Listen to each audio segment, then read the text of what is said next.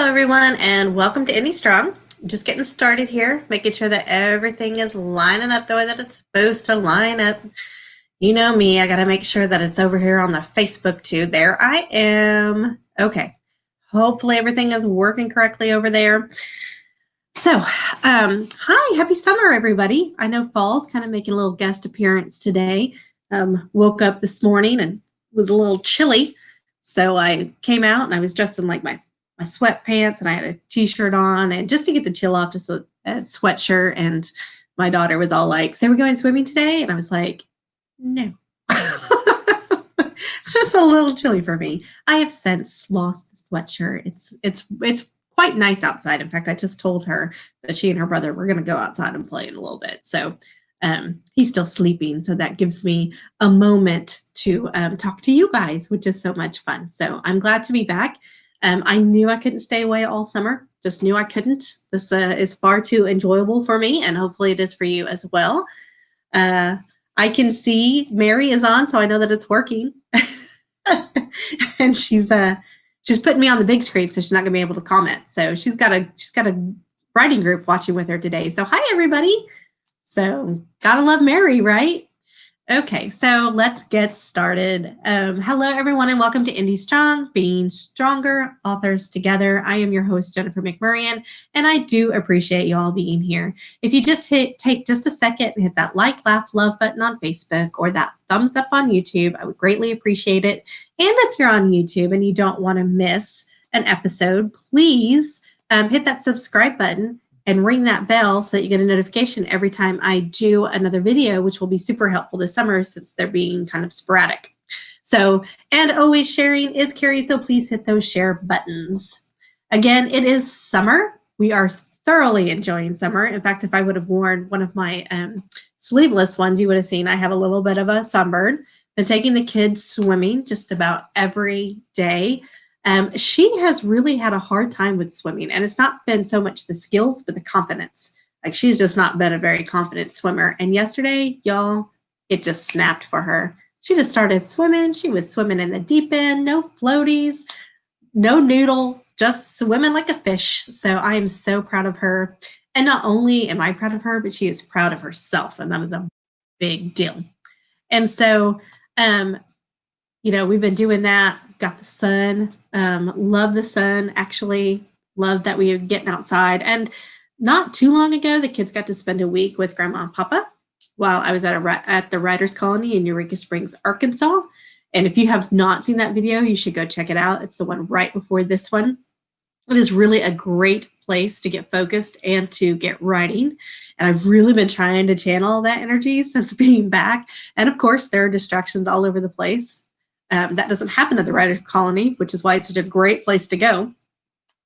But being honest, I should really go to the Writers Colony like in August, right before school starts, so I can keep on with that, with having less distractions. But let me tell you, it is hot in Arkansas in August.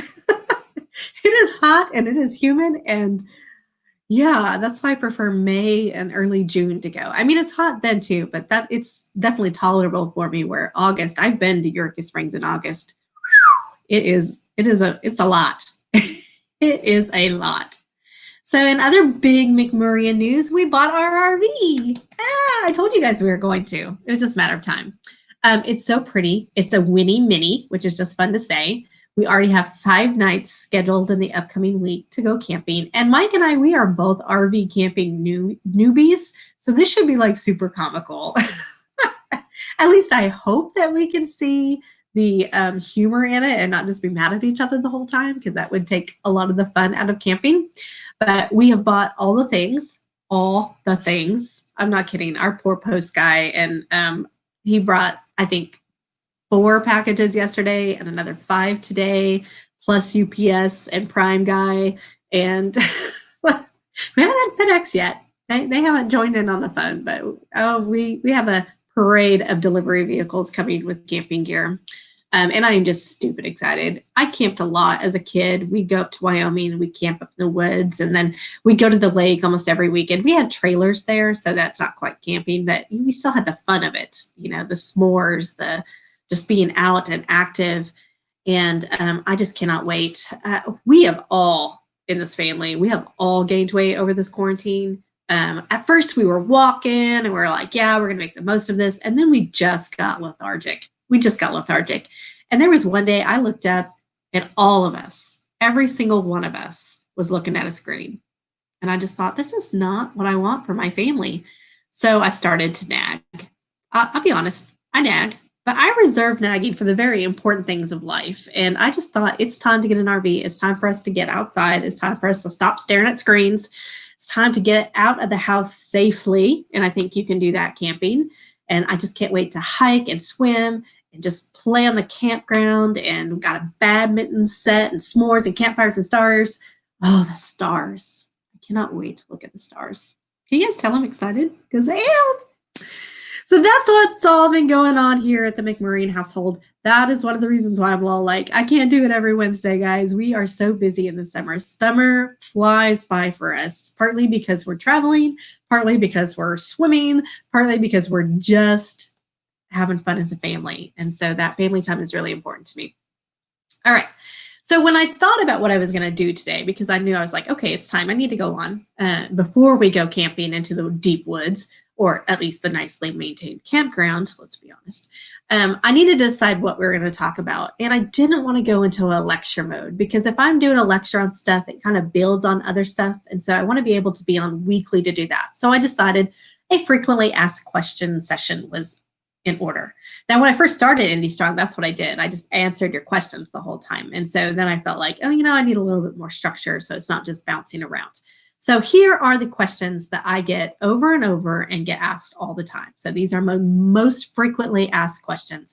And usually people just ask me these questions like on Facebook or an email, and I just answer them real fast. But here's kind of an overall. So, and you could still do that. If you have any questions, just email me or Facebook message me, and I will answer them as soon as possible. Okay, so the first question, and probably the question that I get asked all the time, the most often, is how do you get it all done? And I know it may seem like I'm a bit of a superwoman because I have a 19-month-old and an 8-year-old, almost a 9-year-old, you guys. Yeah, that's really hitting me right now that she's almost 9. Gosh. And a husband and trying to work and maintain a household. It's a lot. It is a lot. And some days I run around like a dog after a bone. And at the end of the day, I can't really put my finger on anything that I've actually accomplished. I'm exhausted, but I'm just like, what did I do? What did I do all day? So I'm looking around and there's really nothing to show for it. Errand days are the worst, especially now. I hate running errands during a pandemic. Because not only do you have to go out and you have to make sure you're doing everything safely while you're out so you don't spread your cooties, but then you get home and you have to like wipe everything down and wash your hands 400 times. And it's exhausting. It's exhausting, but we're doing everything we can to keep everybody safe. So the key to getting it all done is really, honestly, it's time management. It's having that calendar and that daily plan and sticking with that plan as much as possible. It takes a massive amount of discipline to sit down and write, especially when you're tired, especially after you've been swimming with the kiddo or you've just run errands and you had to wipe all your groceries down. It is really hard to be disciplined to sit down and write when all you really want to do is take a nap. I am a champion napper, so I totally get that. But I look at writing as my job. And I know some of you have that 9-to-5 job where you have to go and you have to work for somebody else. And I know that it's very much a luxury that this is my job. I get that. But I have to treat it like a job. And if you have that other job, you have to treat it like a second job in order to get things finished. You have to get your butt in the chair and your hands on the keyboard and you have to write. And so you have to schedule that time and then you have to stick to that schedule as much as possible. Now, I might be working for myself, but mostly I'm working for the reader. And if the readers don't get their books, then they don't pay for books. And then they don't pay me. So I don't get paid. So it is my job. So I make a schedule and then I do my best to stick with that, which kind of leads into the second question I get asked a lot. And this is a question that I actually ask a lot of my fellow writing friends, especially those ones that just seem to bang out book after book after book after back book at breakneck speed.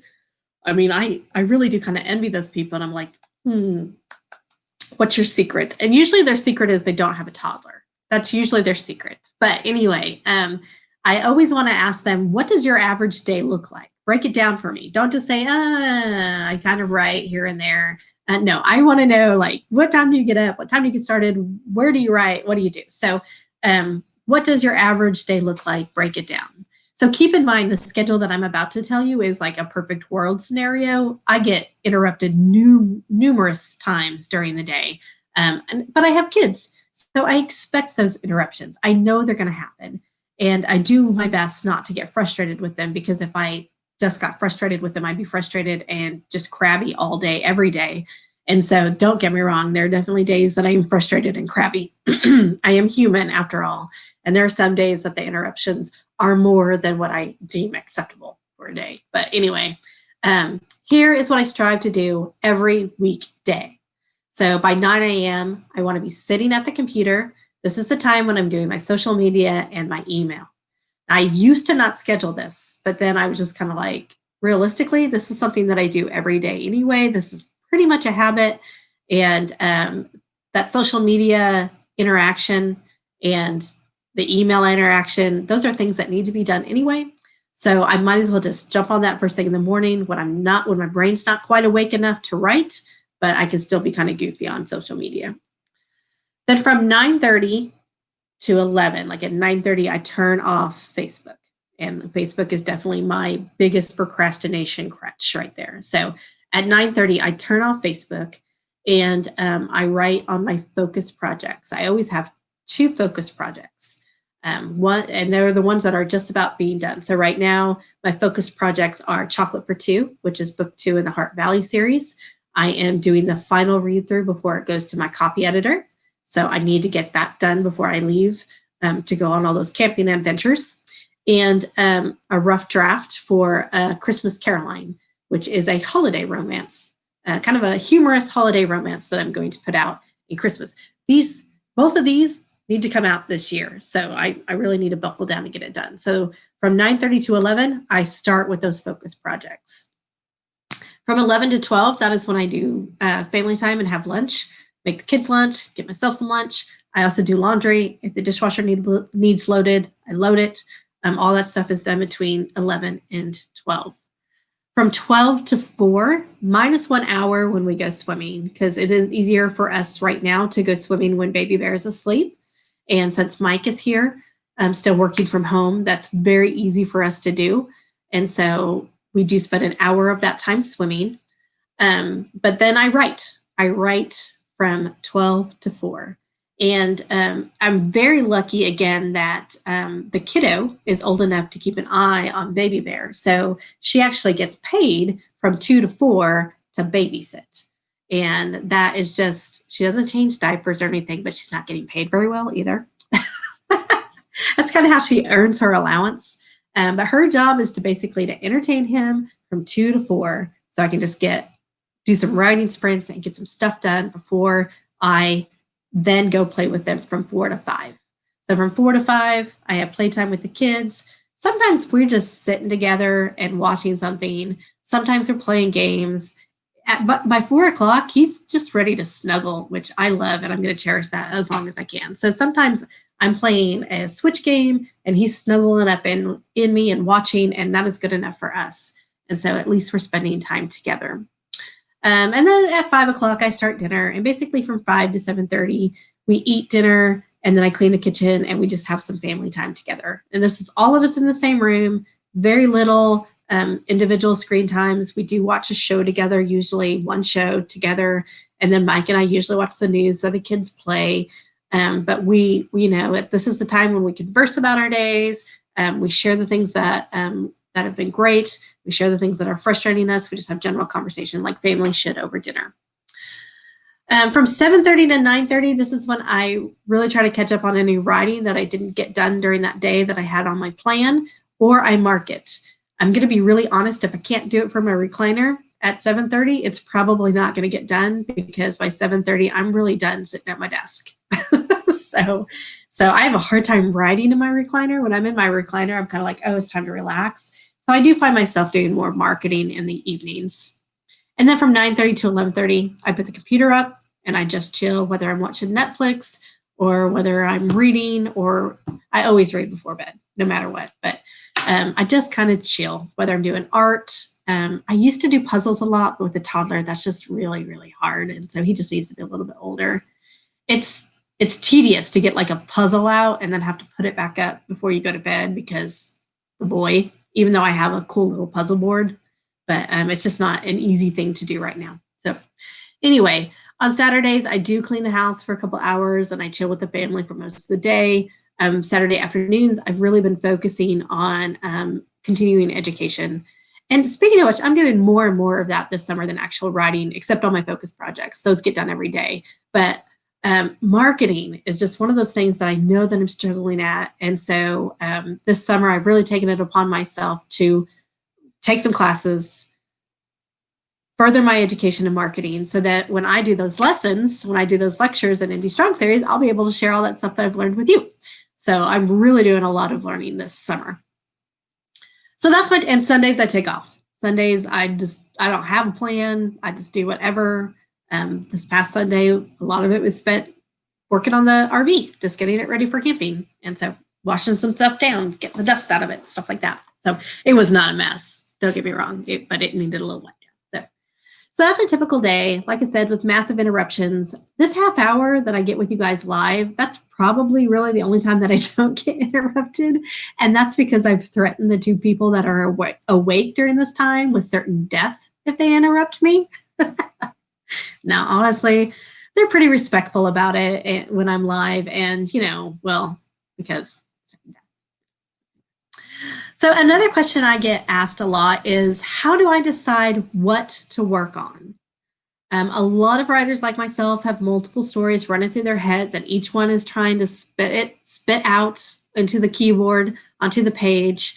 And it can be really hard when you have all these exciting tales to focus on one because you want to write them all. I get that. I struggle with that myself. There are really two ways to decide if you're just starting out and not working on a series. You either pick the one that excites you the most or the one that's closest to being finished, and only you can decide which one. Now, if you do more than one project, you can do both of them. But that's what I've always kind of suggest is that you're working on something that really excites you and you're getting something completed. So if you can work on two projects, that's the way to go. If you can only focus on one, that's not a problem. You have to find your process.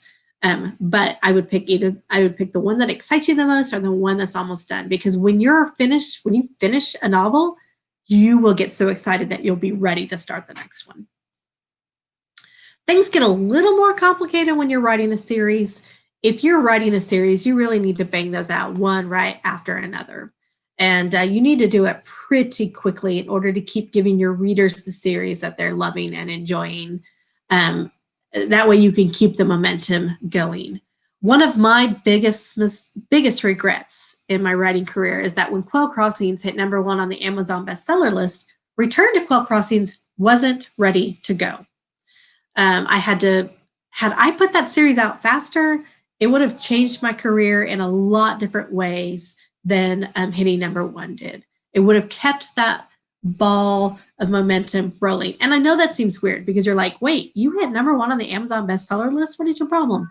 Well, the problem was that I lost the momentum after I did that because the book 2 wasn't out there. It wasn't ready to go. And I've been chasing that momentum ever since. It's kind of like that momentum fell into a hole. And not only do I have to push that momentum out of the hole, I got to get it rolling again.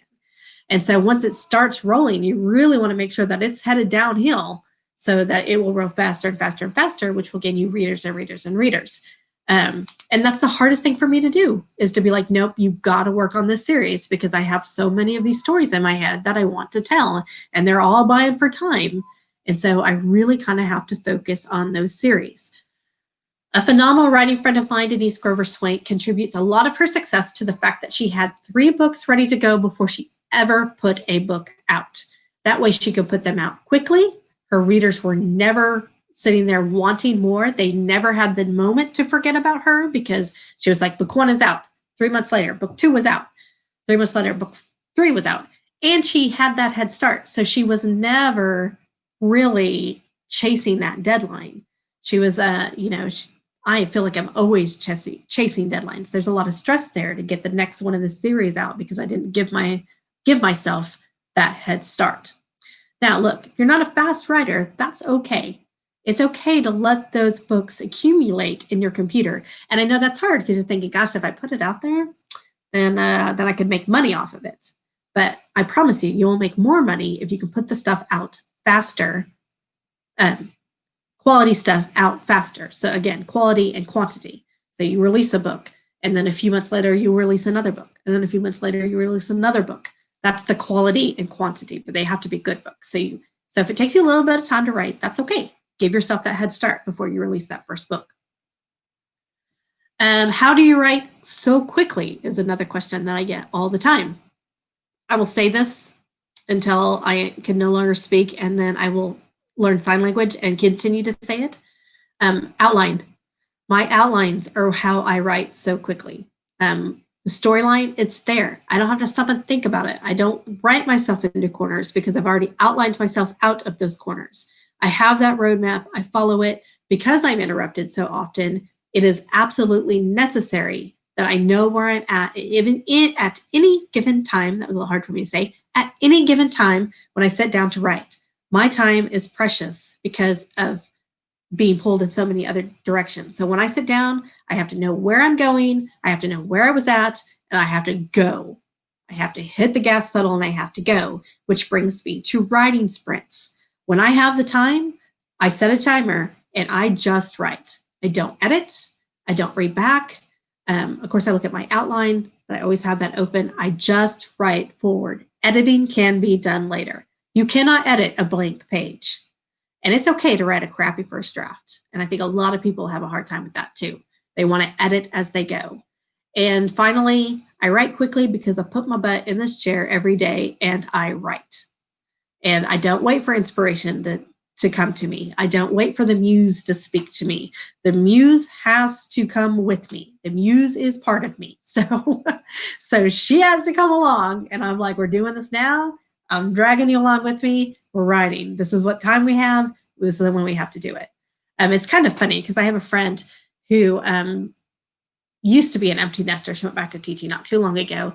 And she found it was actually harder to write when she didn't have a job to go to because she kept procrastinating. She kept feeling like she had all the time in the world to do it.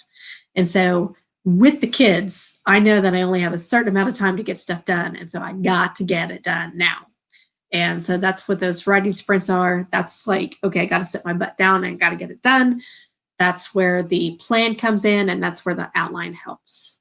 So, and now for our last question, and probably the most controversial of them, but I do get asked this question an awful lot, and I kind of hem-hawed about going about actually answering this question because I really don't like confrontation, and answering this question is probably going to lead to some of that, which, but okay. Anyway, so should I post about controversial topics on my social media? Once upon a time, my answer would have been a clear and concise no. Stay away from things like religion, politics, and anything controversial. Social media was never meant for debates. If you've ever tried to debate with somebody on social media, you totally get what I'm saying. Debates and conversation about controversial topics are best done in person. This way, tone can be implied. There is a lot to be said about tone that is totally absent in social media. There is no tone there. Whatever the reader is reading it in, that's the tone. It doesn't matter how kind or helpful your tone is when you write it, they're going to apply their own tone to it. And that's what causes a lot of arguments, especially on social media. Also, when you're trying to argue with somebody on social media, people have access to Google, and they can search for a million different things, and they can actually find a website that will back up their claims, whether those claims are truthful or not. I mean, seriously, I can go to Google and I can just about find a website for just about anything that will say that it's true. If I tell you that the sky is purple, I bet I can go find a website that will tell me that the sky is purple, or I can make one up.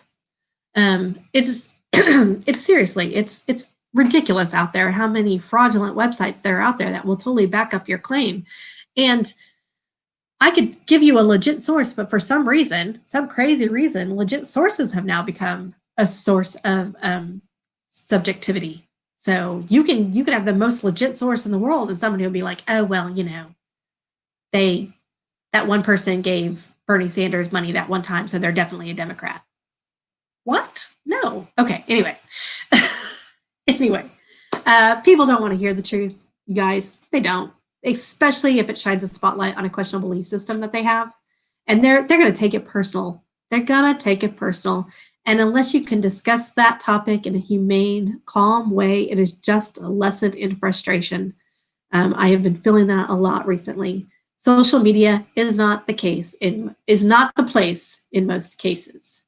But, and this is a big but, there will be a time when there is a mountain that you feel like you absolutely have to stand on, and you have to stand on that mountain proudly and use your voice and use your platform to say, this isn't right.